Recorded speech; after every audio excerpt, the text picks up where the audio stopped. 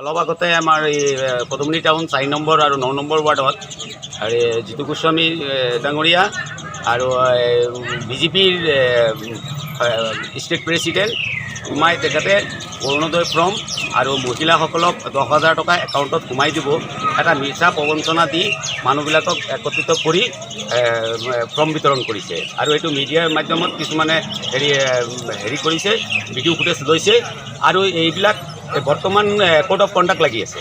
এই code of conductor ভিতৰত এতিয়া কংগ্ৰেছে কেনেকৈ ফৰ্ম বিতৰণ কৰিব বা বিজেপিয়ে কেনেকৈ ফৰ্ম বিতৰণ কৰে এইটোতো কোনো দলীয় পক্ষই ফৰ্ম বিতৰণ কৰিব নোৱাৰে।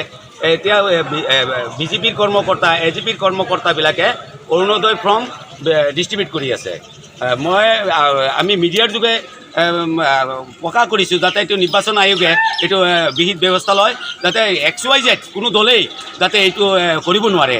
আজি বিজেপি কেনেকৈ কৰে আৰু বা কংগ্ৰেছে কেনেকৈ কৰিব বা এজিপি কেনেকৈ কৰে আদাৰ্ছ ৱাই যিবিলাক দল আছে ৰাজনৈতিক দল সেইবিলাকে কোড অফ কণ্ডাক্টৰ মাধ্যমত প্ৰলোভনৰ ৰাজনীতি কৰিব নাপায়। এতিয়া আমাৰ প্ৰত্যেকটো গাঁও পঞ্চায়তৰ পৰা খবৰ আহি আছে তেওঁলোকে এইবিলাক ফৰ্ম বিতৰণ কৰি আছে। কি ফৰ্ম? এই অৰুণোদয় ফৰ্ম বিতৰণ কৰি আছে। এইবিলাক ভুৱা ফৰ্ম একো কামত নিদিয়ে, মানুহক ভোটৰ কাৰণে প্ৰলোভন দি আছে।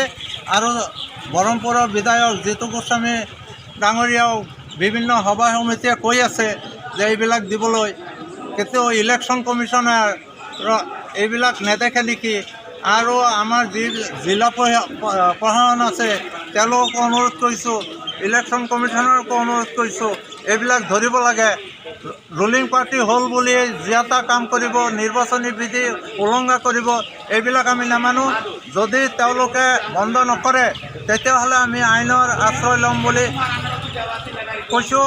আৰু অতি সোনকালে এইবিলাক বন্ধ কৰিবৰ কাৰণে নিৰ্বাচন আয়োগ আৰু জিলা প্ৰশাসনক মই অনুৰোধ জনাইছোঁ।